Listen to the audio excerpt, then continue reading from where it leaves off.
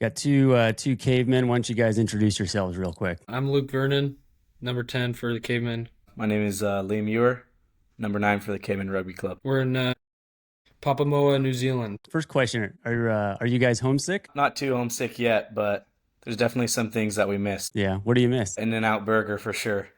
That's one of the big ones. No In-N-Out over there, huh? No.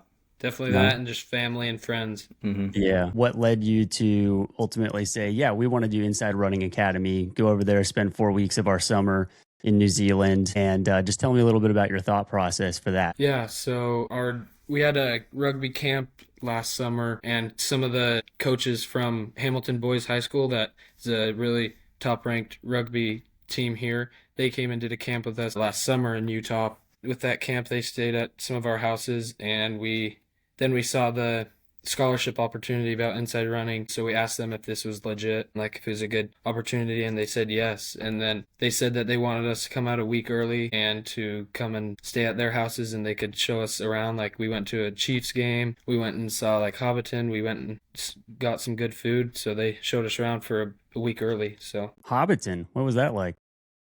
yeah, it was crazy. I'm not that big of a Lord of the Rings fan, but I did watch a couple of them, so I knew what was going on. But it was really cool.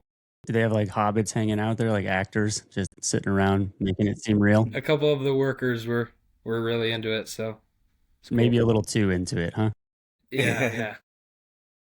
So tell me a bit about the program. What's the day-to-day look like? So tomorrow we wake up around 8 o'clock. We have breakfast. Then we get picked up at like 8:50, and then we get picked up in a van. Then we go to the athlete factory, which is like where the gym is and where we train. So we first start off with the gym session, and then after our weight session, which is about an hour, we have a skill session. Yesterday was like a tackling session, working on getting low and having explosive hips through. But after that turf session, we have lunch for about 30 minutes to an hour, and then we get picked up and we go to the field and we do a field training for about an hour, hour and a half, and that's it for the day. And then we go home, have dinner, go to bed. Wow, so pretty packed day though. You got a lot going on all day. Yeah. Yep.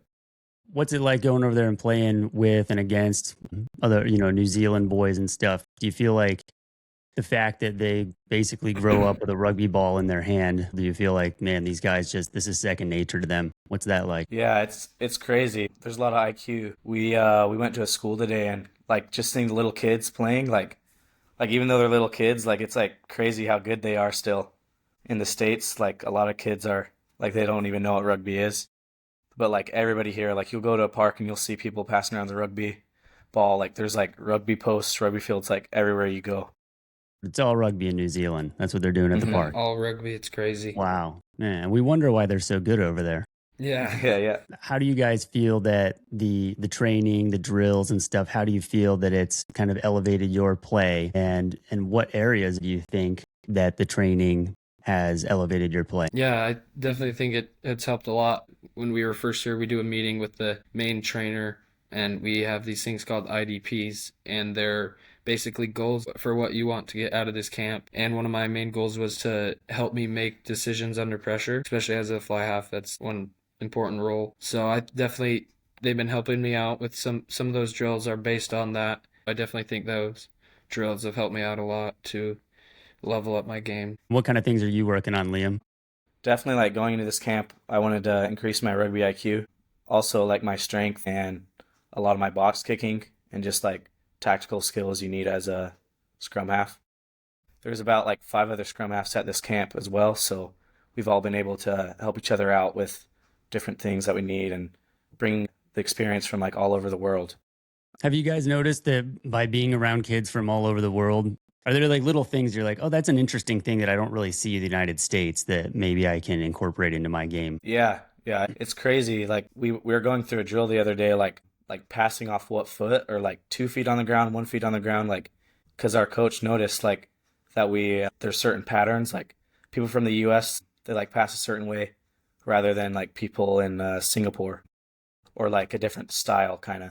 But yeah, it's really cool. Like. And the talent is like insane from all over the world. Oh, let's talk about the coaching.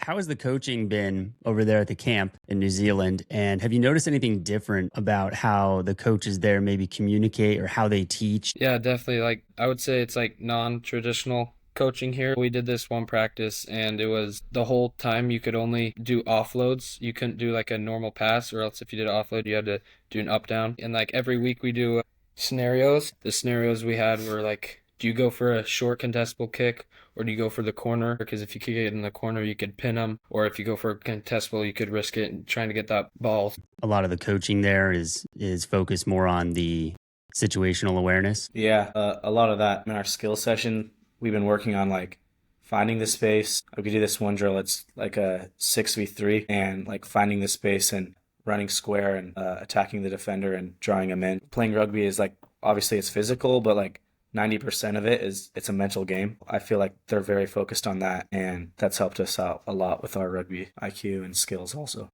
If you had to pick one thing that you're going to bring back to the Cavemen, what do you think is the biggest thing that you're going to bring back going into next year, looking to have a really competitive season? I would say making decisions under pressure. I would say scanning the field and thinking 2 plays ahead. Some of the things I want to bring back is like scanning and like looking for space and like thinking through it and like making decisions under pressure. In our field session the other day, we did conditioning for 5 minutes, and then we had a game for 5 minutes. Our coach was basically like seeing how we would handle the pressure and handle fatigue. Definitely like something is like I would take back to my club and back to Utah and America is like work ethic. And even when you're tired, you still gotta keep on working. Well, I'm sure the Cavemen will be excited to have you both back. They're probably thinking, all right, we sent them over there. They're going to come back. Going to be complete animals this year. I'm sure the expectations are that you guys are going to come back and crush it, right? Yeah, that's what Yeah, we're no going pressure. for. Yep.